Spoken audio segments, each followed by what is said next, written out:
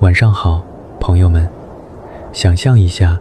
现在是公元1773年，清乾隆38年的腊月清晨。你睁开眼睛，第一触感是腰侧高花铜手炉传来的不烫不燥的暖意，像一只温软的手轻轻贴在那里。鼻尖先钻进一缕清冽的甜香，是院子里2株腊梅开了，混着远处后厨飘来的炖了一整夜的金华火腿的咸鲜气，还有帐子里淡淡的云香，缠缠绵绵地裹住了你。你动了动手指，指尖触到的是月白软绸帐子的顺滑，身下铺的狼皮褥子厚，软得像陷进云里，连床尾的汤婆子都还温着，把被窝烘得暖融融的，完全隔绝了帐子外江南冬日的湿冷。欢迎来到乾隆盛世的苏州府。这里没有北方凛冽到割脸的朔风，却有能钻到骨头缝里的阴湿寒气，像化不开的冰丝，顺着墙缝窗隙往人身上缠。而你是苏州州门内汪氏盐商世家的嫡小姐汪清燕，上有祖父母疼宠，父母慈爱，下有弟弟妹妹敬重，不用为生计发愁，不用困于后宅争斗。你唯一要做的事情只有一件，把这湿冷难熬的江南寒冬过得暖香满意。尽兴安然，现在把灯调暗，伴着窗外若有若无的落雪声和软乎乎的苏州平淡调子，一起进入今晚的故事吧。你住的地方是汪家大宅最东侧的清燕小筑，1进3的独门小院，是你及笄那年祖母特意让人给你收拾出来的。整个汪家大宅占了寨门内半条巷子，是苏州城里数得上的盐商府邸。前院是外书房和待客的花厅，雕梁画栋，铺着青砖地。平日里迎来送往的都是苏州城里的商贾名流、世家官员。中院是长辈们住的正院，祖母的寿安堂在正中，雕着百子千孙的纹样。院里种着2株上百年的银杏，秋天的时候能落满院子的金叶子。你母亲的荣安堂在寿安堂西侧，院里种着牡丹和玉兰，春天开得轰轰烈烈。西花园是族里的子弟们住的，你的2个弟弟都在那里读书，平日里书声朗朗，热闹得很。唯有你的清燕小筑，在大宅最偏的东南角，挨着围墙，闹中取静，连风都比别处软一些。正房是你的卧房和书房，拔步床占了卧房小半间，挂着你亲自选的月白软绸帐子，绣着暗纹的腊梅折枝。床里侧的暗格里放着你常看的书，吃不完的蜜饯，还有几个小小的暖手炉。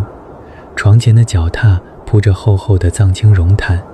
光脚踩上去也不会凉。窗边是梨花木的梳妆台，摆着扬州胭脂巷买来的胭脂水粉，你自己酿的玫瑰露、茉莉纯露，还有一套银质的书壁，是你及笄时母亲给你的天装。东厢房被你改成了专属的小厨房和储物间，这是你软磨硬泡求了父亲好久才得来的。苏州大户人家的小姐本该是10指不沾阳春水，可你偏偏爱琢磨吃食，爱自己动手腌腊味酿酒。母亲总说你大家小姐的身子偏偏爱往灶房钻，可到底还是疼你，给你配了2个手脚麻利会做吃食的丫鬟，专门伺候你在小厨房里折腾。西厢房是丫鬟们住的地方，平日里轻手轻脚，绝不会吵到你。院子里更是按你的心意收拾的，靠南墙种了2株素心腊梅，这个时节开得正好，满树金黄的小花，风一吹就落满院子，香得清冽又甜软。腊梅旁边种了一丛南天竹，红彤彤的果子缀在枝头，衬着白雪格外好看。东侧搭了一个小小的玻璃暖房，是你托父亲从广州洋行买来的玻璃箱的，里面种着水仙、佛手、香橼，冬日里也绿油油的。满屋子都是清香气，院角还有一口小小的水井，井水冬暖夏凉，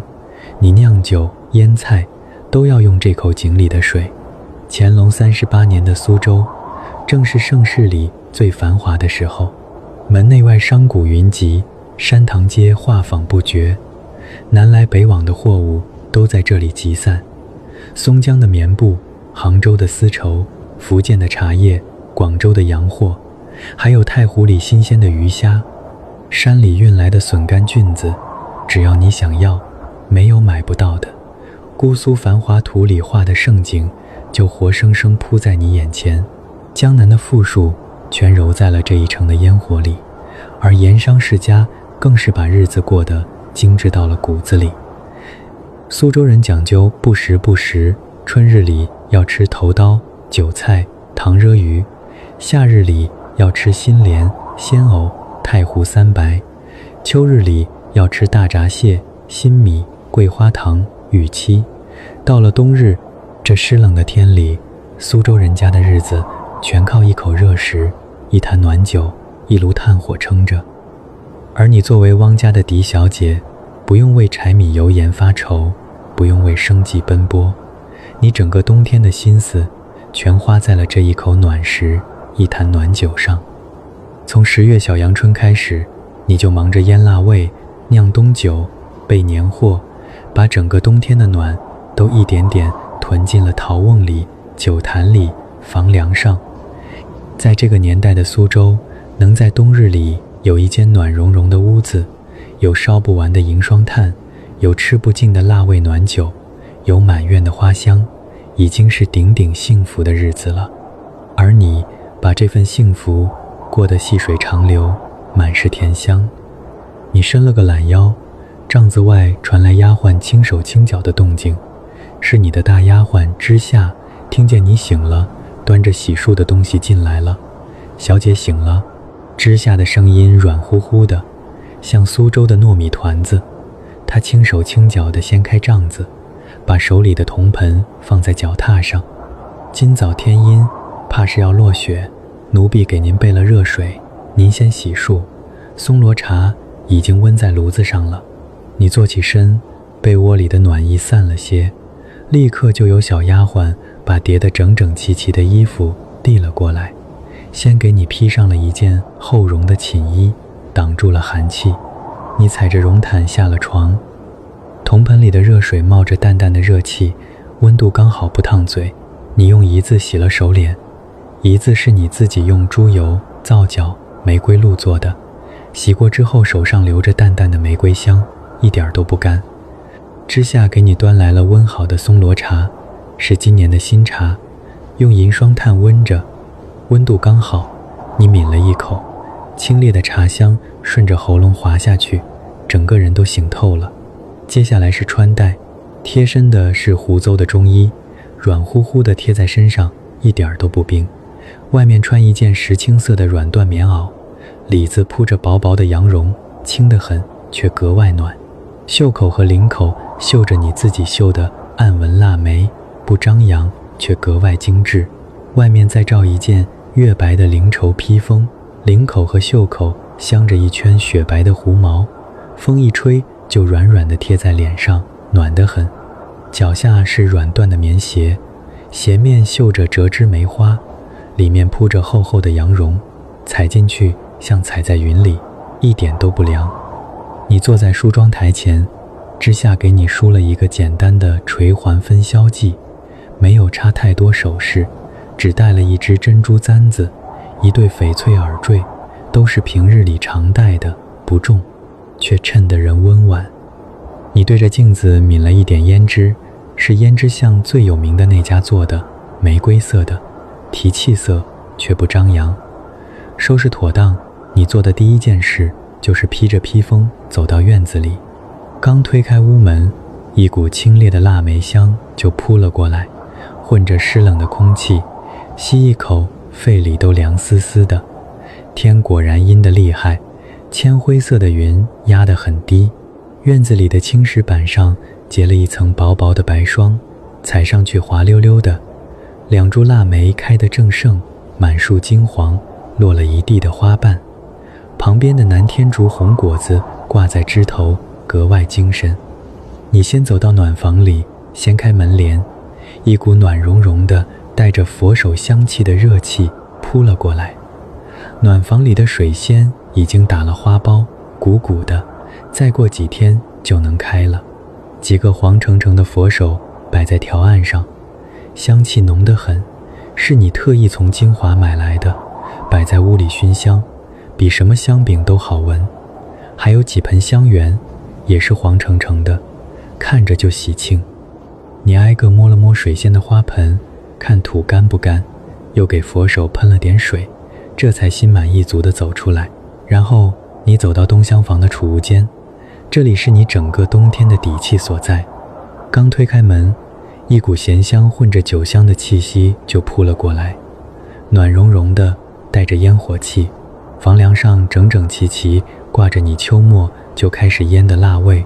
一排一排，油光锃亮。有托人从杭州买来的酱鸭，一只只肥硕油亮，是用绍兴酱油、冰糖、黄酒腌了足足半个月，又挂在通风处阴干的，蒸出来咸中带甜，香得很。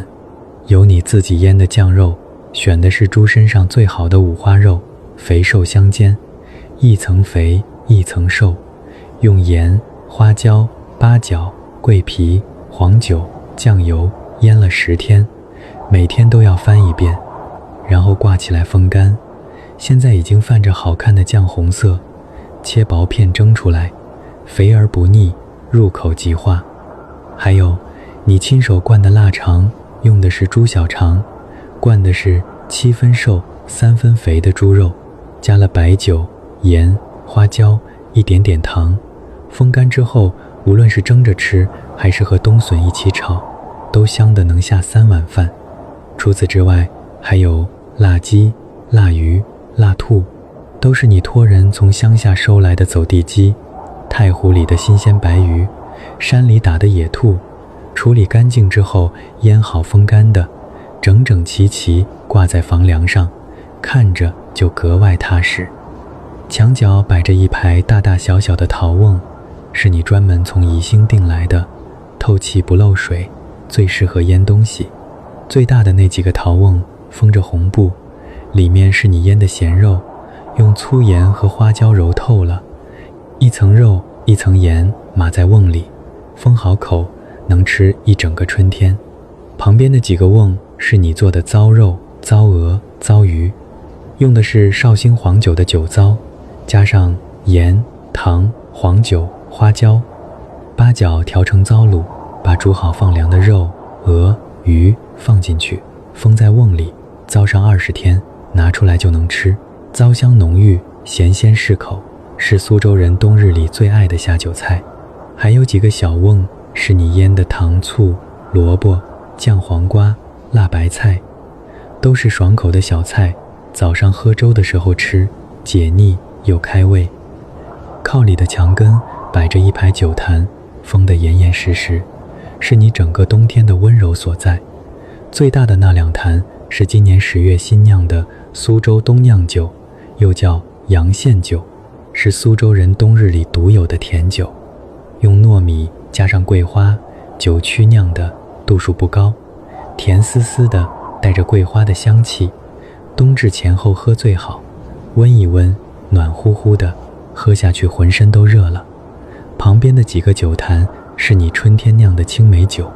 用的是福建来的青梅，加上冰糖、白酒泡的，泡了大半年，青梅的酸香全融在了酒里，清冽爽口。还有玫瑰露酒、桂花酒、桑葚酒、橘子酒，都是你自己酿的，或是用果子泡的，装在大大小小的酒坛里，封得好好的，想喝的时候就开一坛温一温，暖身又舒心。你挨个给房梁上的酱鸭翻了个面，用毛刷给它们刷了一层酱汁，又摸了摸陶瓮的封口，看有没有漏气，再检查了一遍酒坛的封泥有没有受潮。之下跟在你身后笑着说：小姐，您这每天都要检查3遍，比照看自己的首饰匣子还上心。你笑着捏了捏他的脸，这可是我一整个冬天的底气，当然要上心。你想想，外面天寒地冻的，屋里暖融融的，切一盘酱肉，温一壶酒，看着落雪，多舒服。是啊，江南的冬天最让人踏实的，莫过于房梁上挂得满满的腊味，墙角封得严严实实的酒坛，还有屋里永远烧得旺的炭火。有了这些，再冷的天也能过得暖乎乎的。检查完你的囤货，知夏已经把早饭温在了小厨房的炭火炉上。你的小厨房收拾得干干净净，梨花木的橱柜擦得锃亮，锅碗瓢盆摆得整整齐齐。靠里的位置砌了一个小小的灶台，旁边还有2个红泥小火炉，一个专门用来温酒，一个用来炖东西，用的都是无烟的银霜炭，烧起来暖融融的，一点烟都没有，不会熏得满屋子都是味道。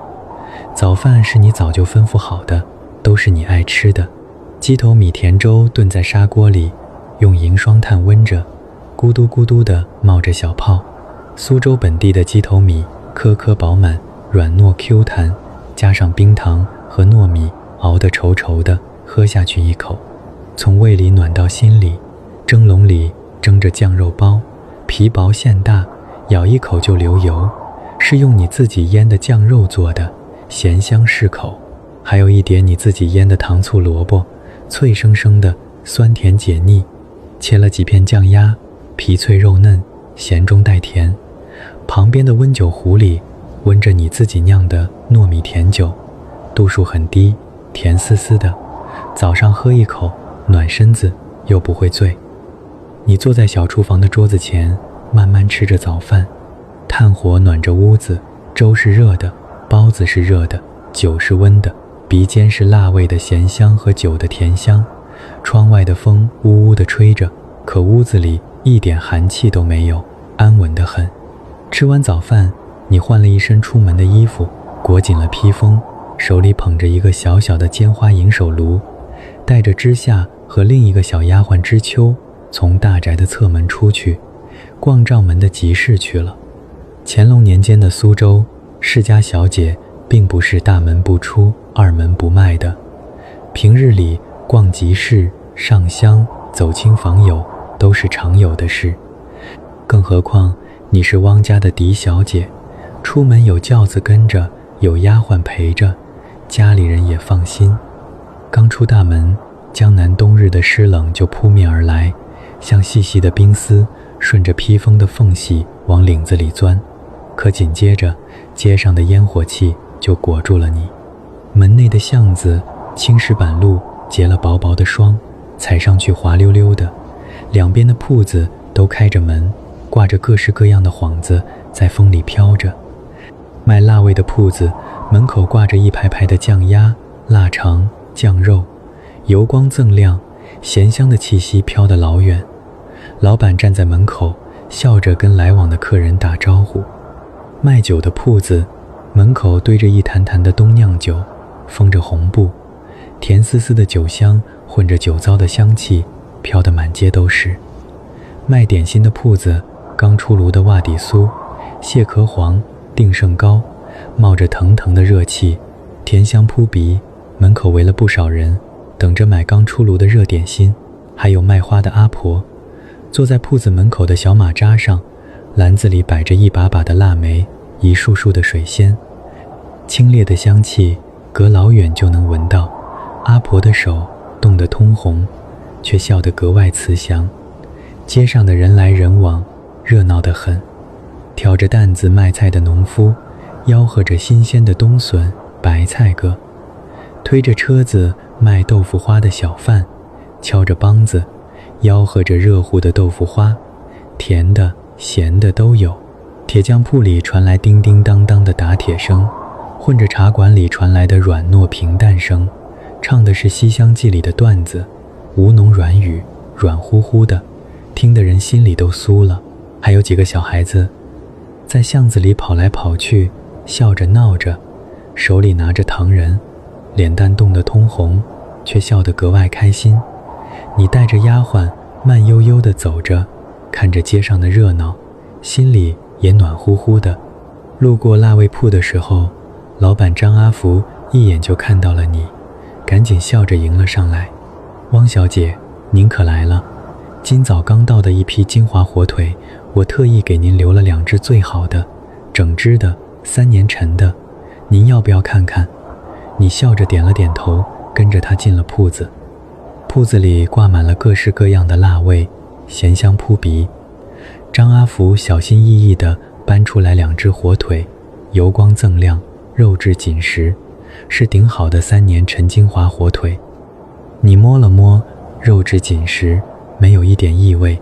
满意的点了点头。不错，就这2只，送到我府里清宴小筑去。张阿福笑得合不拢嘴，连连应着。好嘞，我这就亲自给您送过去，保证耽误不了您过年用。你又在铺子里挑了几只腊鹌鹑，准备回去用酒糟糟起来。过年的时候当下酒菜，张阿福赶紧给你包好，一个劲儿地说给你算最便宜的价钱。汪家是他铺子里的大客户，每年冬天都要在他这里买不少腊味，更何况你这个汪家嫡小姐从来都不赊账，出手大方，他自然是格外殷勤。出了腊味铺，你又去了隔壁的酒坊。酒坊的老板李阿公是苏州城里酿酒酿了一辈子的老把式，你每年的冬酿酒都是在他这里订的。他酿的冬酿酒甜而不腻，酒香浓郁，是苏州城里数1数2的。李阿公正坐在酒坊门口晒太阳，看到你来了，赶紧站起来，笑着说：青燕小姐来了，你订的那10坛冬酿酒已经酿好了，我特意给你留着的，桂花放得足，甜得很，你要不要尝尝？你笑着应了，跟着他进了酒坊。酒坊里摆满了大大小小的酒坛，酒香浓郁，扑面而来。李阿公给你舀了一小碗新酿的冬酿酒，你抿了一口，甜丝丝的，带着浓浓的桂花香，还有糯米的醇香，度数不高，温一下喝，正好。你满意的点了点头。李阿公，您这手艺真是越来越好了，就这10坛给我送到府里去。李阿公笑得满脸皱纹都舒展开了，连连应着。好嘞，我这就叫人给您送过去，保证给您摆得整整齐齐的。你又在酒坊里买了2坛上好的绍兴花雕，准备过年的时候炖肉用，还有几坛白酒用来泡果子酒，李阿公都给你包得好好的，吩咐伙计一会儿一起送到府里去。从酒坊出来，你又去了点心铺，买了刚出炉的蟹壳黄、袜底酥，还有定胜糕，都是你爱吃的，甜咸口都有，准备回去当茶点。又去了卖花的阿婆那里，买了2大把腊梅，还有几盆开得正好的水仙，准备回去摆在屋里和暖房里。路过卖糖人的摊子，你看着好玩，给知夏和知秋各买了一个兔子糖人，2个小丫鬟笑得眼睛都弯了。就这么慢悠悠地逛着，手里捧着暖乎乎的手炉，看着街上的热闹，闻着满街的腊味香、酒香、点心香，不知不觉就到了中午，天阴得更厉害了。细细的雪花飘了下来，落在你的披风上，很快就化了。知夏劝你，小姐，下雪了，咱们该回府了，不然一会儿雪下大了，路滑不好走。你点了点头，带着丫鬟们上了停在巷口的轿子，慢悠悠地回了汪家大宅。回府之后，你先去了中院的寿安堂，给祖母请安。祖母今年70岁了，身子骨还很硬朗，精神头十足。最疼的就是你这个长孙女。你进去的时候，她正坐在暖阁里的软榻上看着账本，旁边的丫鬟给她捶着腿。暖阁里烧着银霜炭，暖融融的摆着好几盆佛手，香气浓郁。看到你进来，祖母立刻放下账本，笑着朝你招手：燕燕回来了，快过来，外面下雪了，冷不冷？手怎么这么凉？你笑着走过去，坐在她身边，把手里买的点心递了过去。祖母，不冷，我带着手炉呢。给您带了您爱吃的蟹壳黄，刚出炉的，还热乎呢。祖母捏了捏你的脸，笑着说：就你最贴心，出去逛了一上午，都买了些什么呀？你笑着跟她说，买了2只金华火腿，10坛冬酿酒，还有辣鹌鹑、水仙、腊梅。祖母笑着听着，一点都不觉得你乱花钱，反而说：喜欢就买，咱们家还缺这点钱，冬日里就该多囤点好吃的好喝的，把日子过得暖乎乎的，才不辜负这一年到头的辛苦。他又拉着你的手跟你说，过几天就是腊八了，你之前说要熬腊八粥，给育婴堂送过去，食材都备好了吗？要是不够，就跟管家说，让他去给你买，别委屈了自己。你心里一暖，点了点头，都备好了祖母，我已经跟后厨的王师傅说好了，到时候一起熬，保证熬得糯糯的，甜甜的，大家都爱吃。祖母满意的点了点头，又跟你唠了一会儿家常，说你母亲今天去了观音庙上香，给你求了平安符，说你二弟弟这次考试考得不错，先生夸了他。你笑着听着，暖阁里炭火暖着，祖母的声音温温柔柔的，窗外的雪越下越大，可心里却暖得一塌糊涂。从寿安堂出来，你回了自己的清艳小住，刚进门就看到腊味铺和酒坊的伙计已经把你买的火腿、酒、辣鹌鹑都送过来了。之下正指挥着小丫鬟们把火腿挂在储物间的房梁上，把酒坛摆在墙角，摆得整整齐齐的。你换了身家常的衣服，洗了手，就扎进了小厨房。今天你要做的正事是腌糟鱼，还有酿一坛桃花酒，封起来等明年春天喝。苏州人爱吃糟货，什么都能拿来糟，糟肉、糟鹅、糟鱼、糟鸡爪，糟香浓郁，咸鲜适口，是冬日里最好的下酒菜，也是配粥的好小菜。你早就托人从太湖里买来了新鲜的白鱼，每条都有1斤多重，处理干净，去了鳞、鳃、内脏，用盐、花椒、黄酒、姜片腌了整整1天1夜，已经入味了。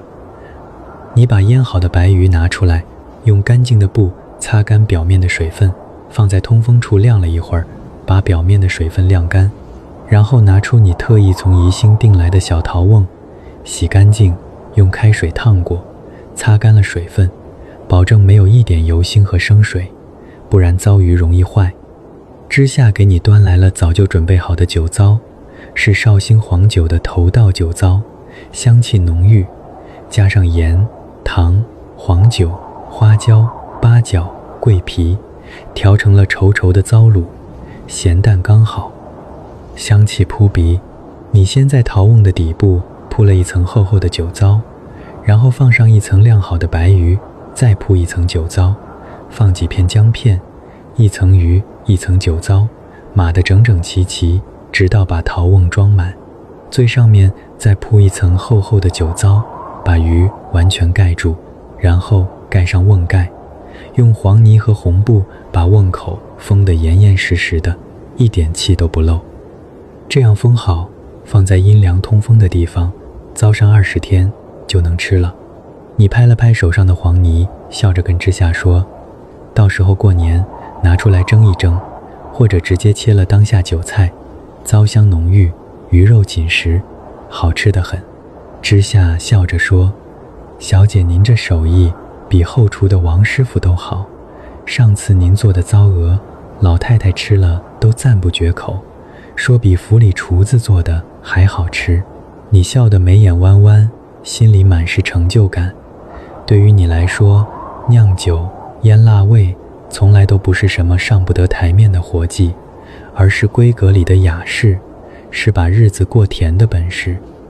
看着自己亲手做的糟鱼封进瓮里，就像把冬日里的暖一点点封了起来，等着过年的时候开启一整坛的香。腌完糟鱼，你又开始酿桃花酒。苏州的闺阁女子都爱酿花酒，春天酿桃花酒，樱花酒，夏天酿荷花酒、青梅酒，秋天酿桂花酒、菊花酒，冬日里酿米酒，既是雅士，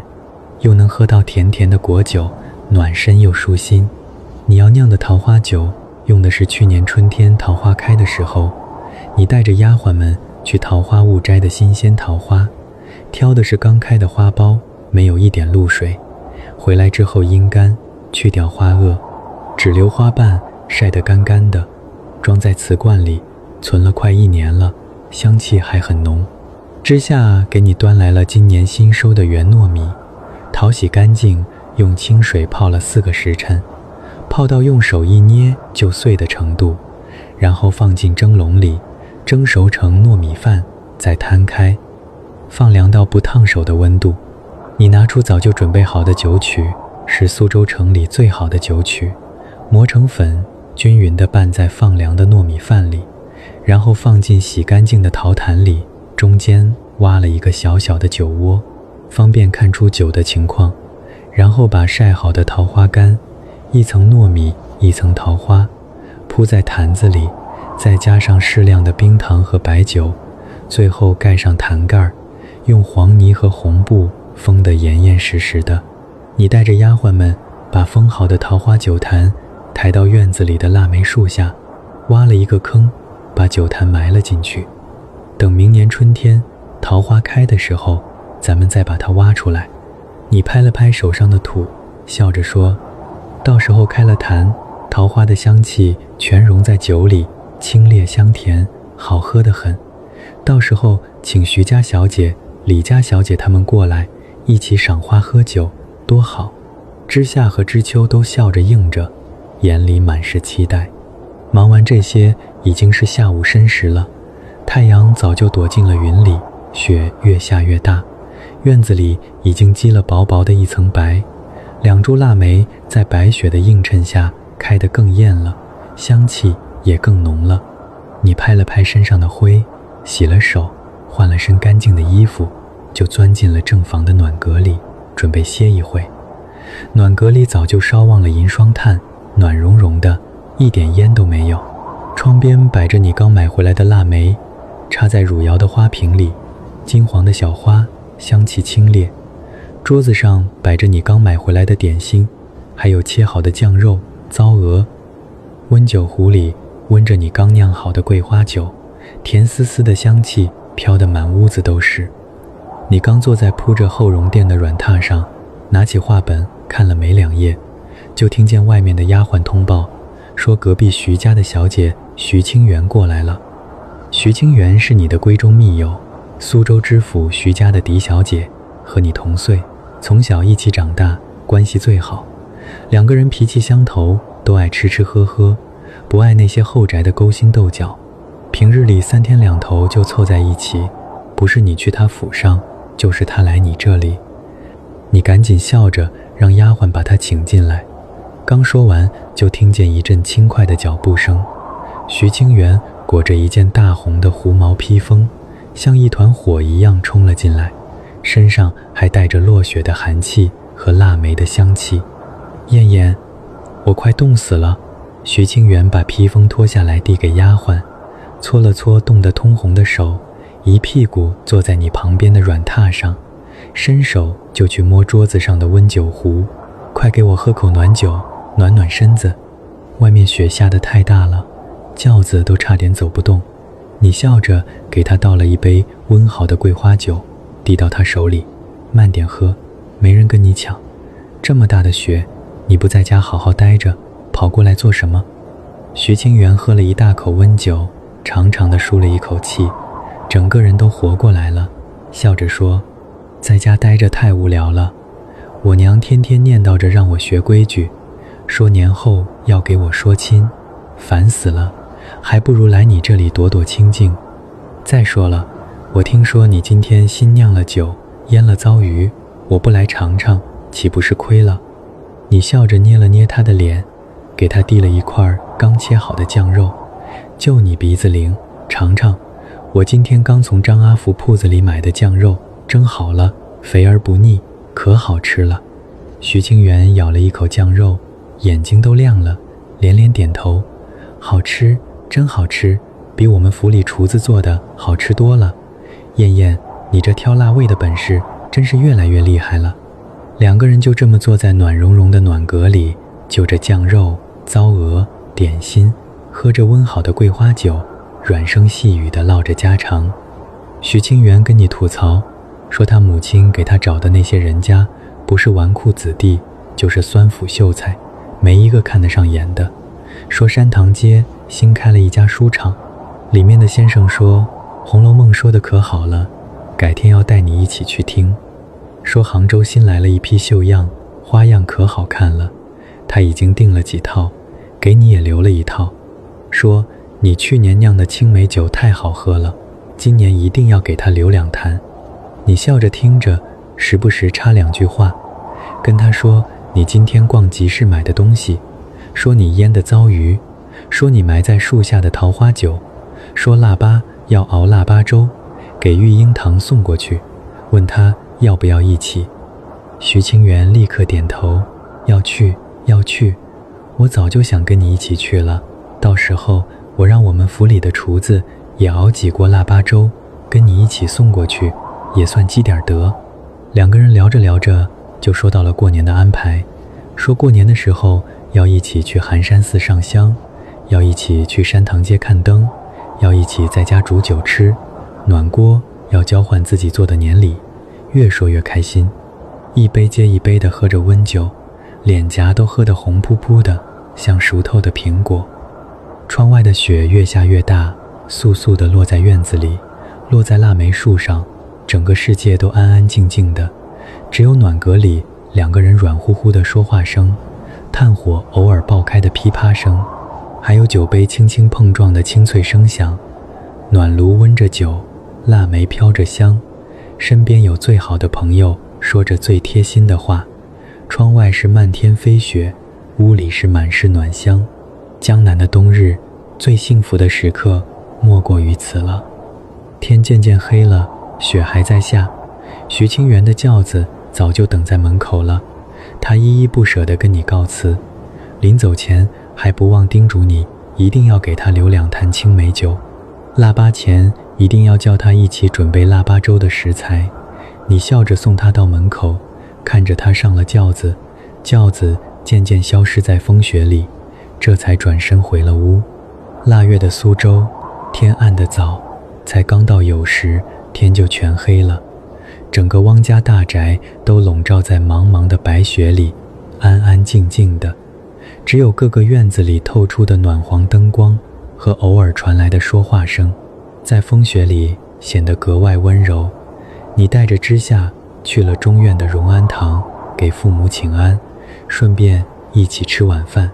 父亲刚从衙署回来，正坐在暖阁里看公文，母亲坐在旁边做着针线活，看到你进来，都笑着放下了手里的东西。母亲拉着你的手摸了摸，说：“手怎么还是这么凉？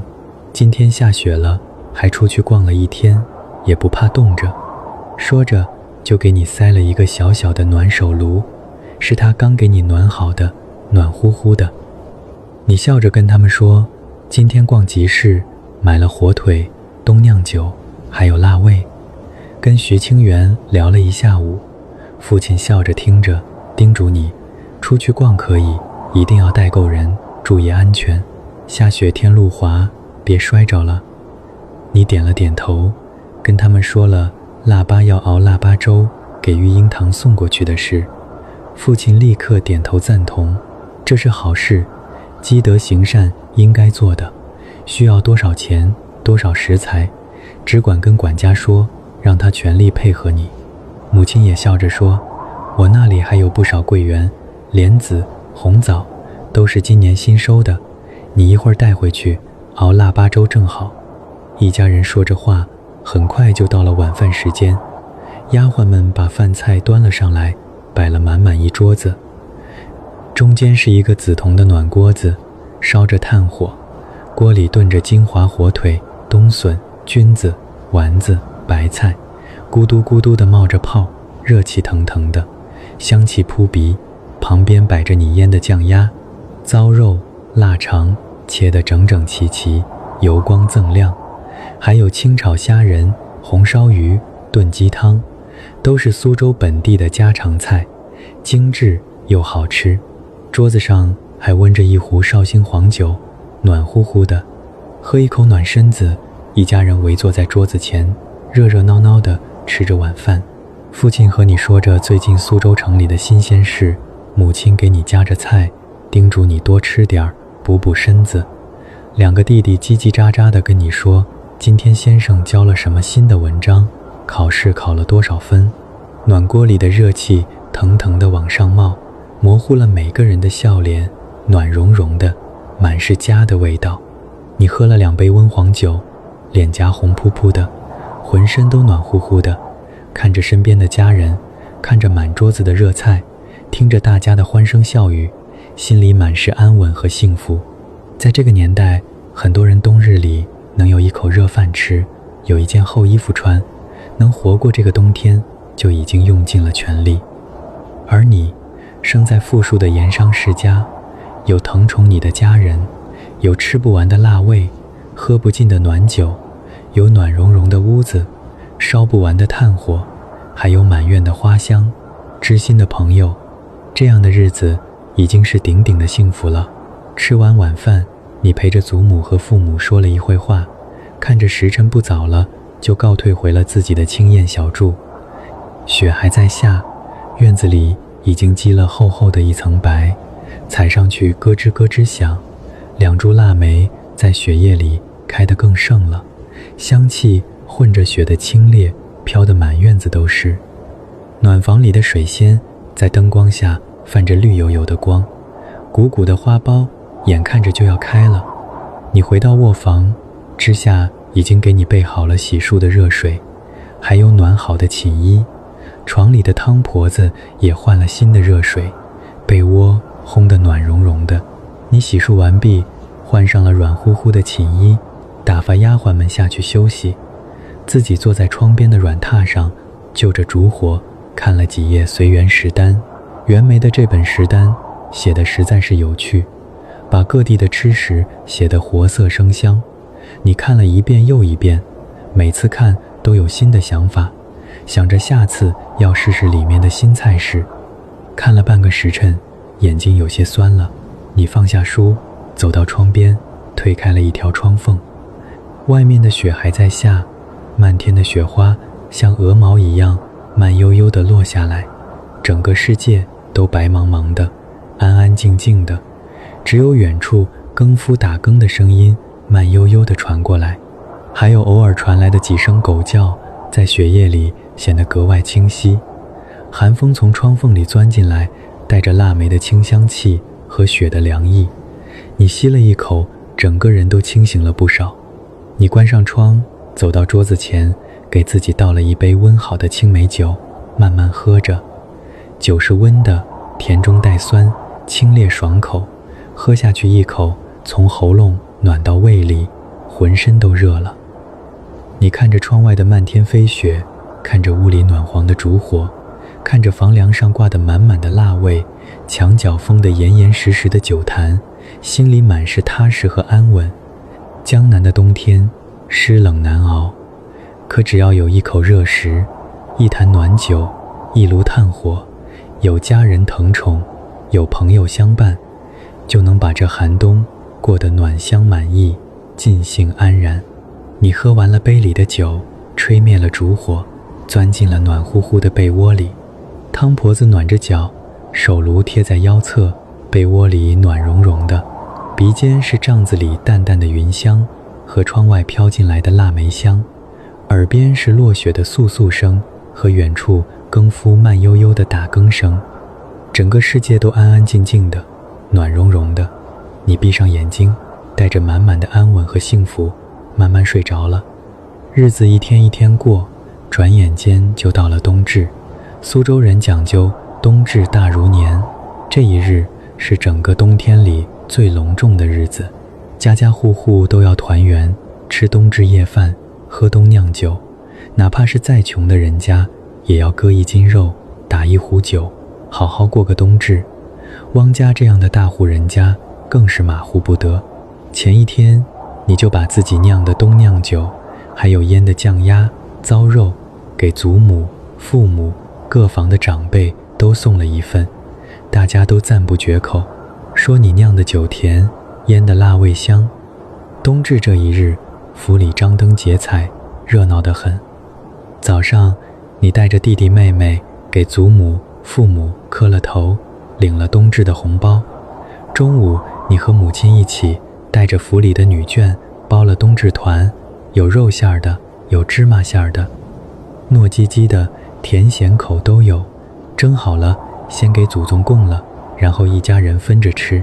下午你去了小厨房，和王师傅一起准备晚上的冬至夜饭。你亲手做了糟肉、酱鸭，还有你最拿手的火腿炖冬笋，鲜得能掉眉毛。晚上的家宴摆了满满3大桌，汪家全族的人都来了，热热闹闹的。桌子上摆满了各式各样的菜，冷盘热炒，炖菜汤品，样样精致。而你酿的冬酿酒是每桌必备的，大家喝着你酿的冬酿酒，吃着你腌的辣味，都赞不绝口。祖母举着酒杯，笑着跟全族的人说：我们燕燕真是我们汪家的贴心小棉袄，这酒酿的比苏州城里最好的酒坊都好。全族的人都跟着附和，笑着夸你能干贴心。你脸颊红扑扑的，举着酒杯给长辈们敬了酒，心里满是欢喜。家宴闹到了半夜才散，你喝了几杯酒，晕乎乎的，却格外开心。回到青燕小筑，院子里的雪已经停了，月亮出来了，明晃晃的照在院子里的积雪上，像铺了一层银子。腊梅的香气在月光下飘得格外远。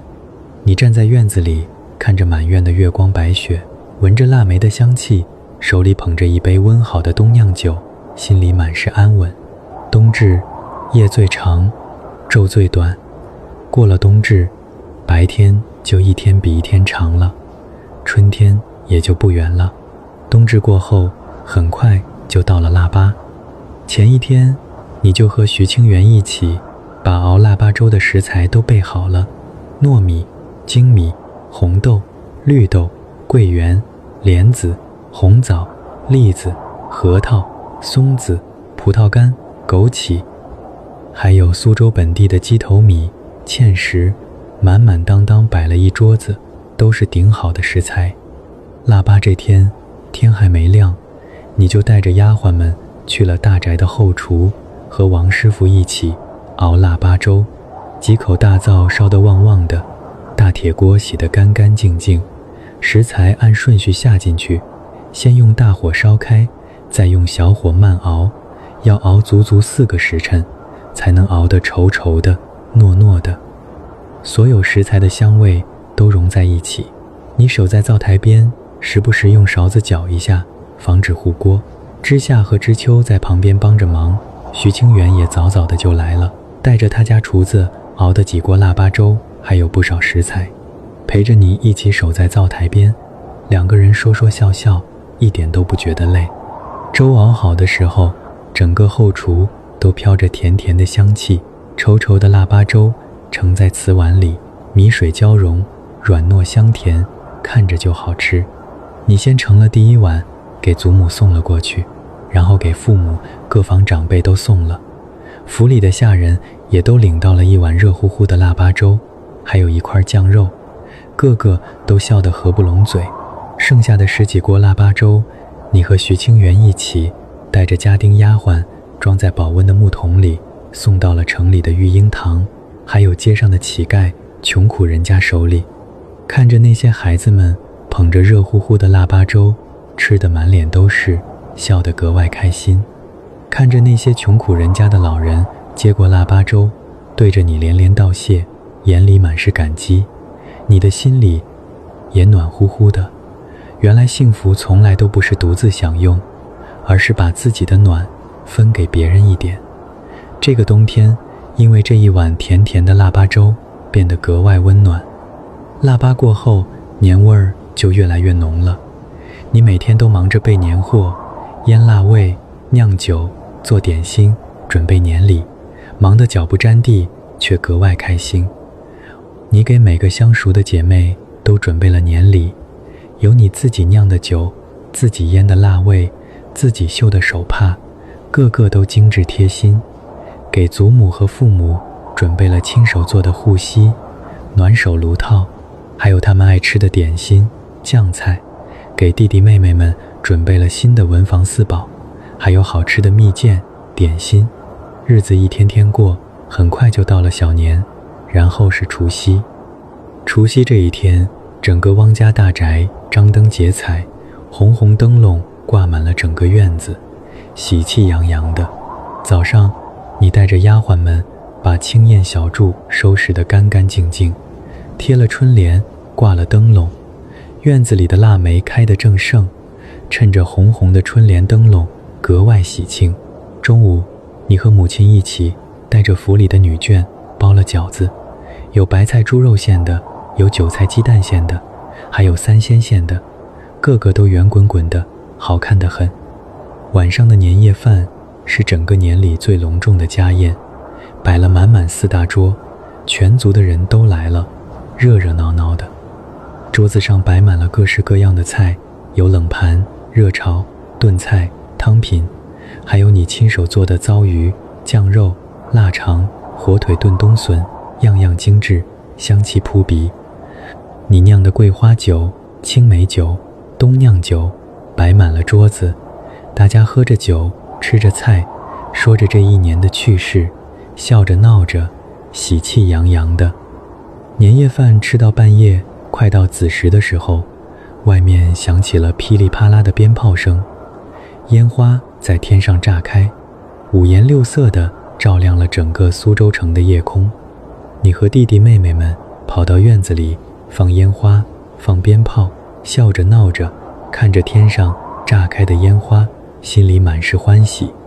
子时到了，你带着弟弟妹妹给祖母、父母磕头拜年，领了厚厚的压岁钱。祖母拉着你的手，笑着跟你说：“我的燕燕，新的一年要平平安安，开开心心的，想做什么就做什么。祖母永远给你撑腰。”你眼眶一热，点了点头，扑进了祖母的怀里，心里满是温暖。守岁守到了天快亮，你才回了青燕小筑。虽然熬了一夜，却一点都不觉得累，心里满是新年的欢喜和期待。新年过后，就是走亲访友的日子。你每天跟着母亲去亲戚家拜年，你的姐妹们也纷纷来你府上拜访。你带着她们看你腌的腊味，尝你酿的酒，围炉煮茶，喝酒唠嗑，日子过得热热闹闹，暖乎乎的。很快就到了元宵。苏州的元宵是整个正月里最热闹的日子。山塘街、山塘门挂满了各式各样的花灯，兔子灯、荷花灯、走马灯，五颜六色的。亮起来的时候，整条街都像白天一样。画舫在山塘河里飘着，上面挂着花灯，唱着平淡软乎乎的吴侬软语，飘得满河都是。街上到处都是人，有看灯的，有猜灯谜的，有卖小吃的，热闹得很。你和徐清源还有几个相熟的姐妹一起去山塘街看灯。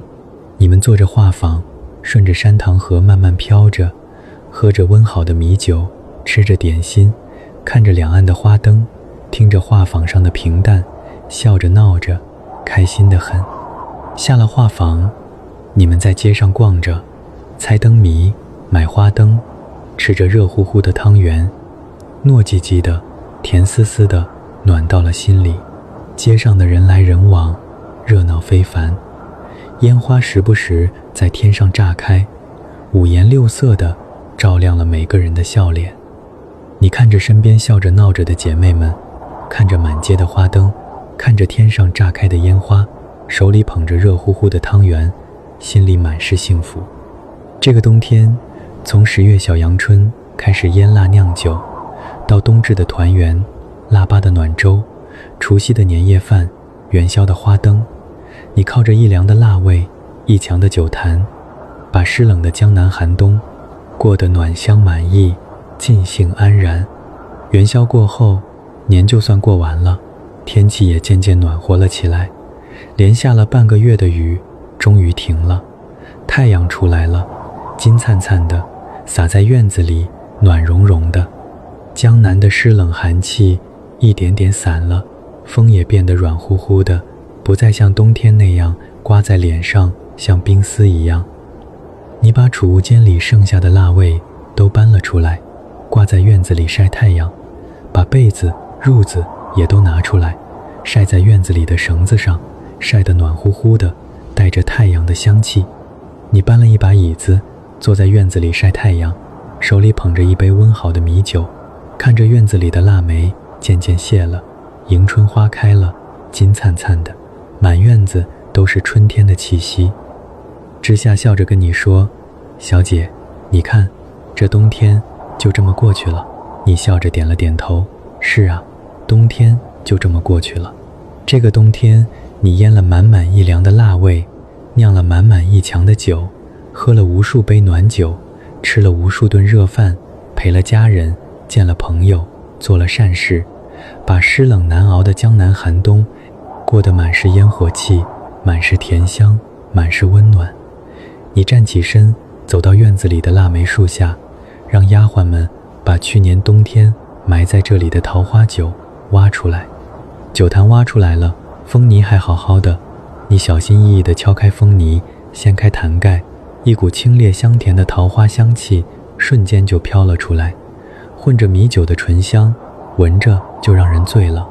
酒液清冽，带着淡淡的粉色，像春天桃花的颜色。你给自己倒了一杯，抿了一口，甜丝丝的，带着浓浓的桃花香气，清冽爽口，好喝得很。风一吹，院墙外的柳树飘来了嫩嫩的柳芽，带着春天的气息。远处的巷子里传来了小贩的吆喝声，卖着刚上市的春笋、春酒，还有新鲜的桃花。软乎乎的苏州话在春风里格外好听。你转过身，朝小厨房走去。知夏正在灶上炖着春笋火腿汤，用的是你冬天囤的金华火腿和刚上市的春笋，鲜美的香气飘了出来，满屋子都是。你笑着跟知夏说，去给徐家小姐送一坛刚开的桃花酒，再切一块咱们腌的糟肉，跟她说桃花开了，咱们该去桃花坞赏花了。知夏笑着应了，转身去准备了。你站在厨房门口，看着窗外的春光，手里捧着一杯桃花酒，春风吹过来，带着桃花的香气，暖乎乎的。江南的冬天从来都不是熬过去的，是靠着一口热食，一坛暖酒，一院的花香，家人的疼宠，朋友的相伴，一点一点把寒冬过成了暖日子。就像这世间的所有寒冬，只要心里有暖，手里有甜，眼里有光，就总能等到春暖花开，等到满院芬芳。夜深了，春风软乎乎地吹着，带着桃花的香气飘进了窗子里。你躺在暖乎乎的被窝里，听着远处传来的亘古声，还有院子里偶尔传来的虫鸣，心里满是安稳和幸福。睡吧，祝你今晚有个暖乎乎的好梦。梦里有满院的腊梅，有甜丝丝的冬酿酒，有永远暖融融的日子，还有永远开不完的桃花。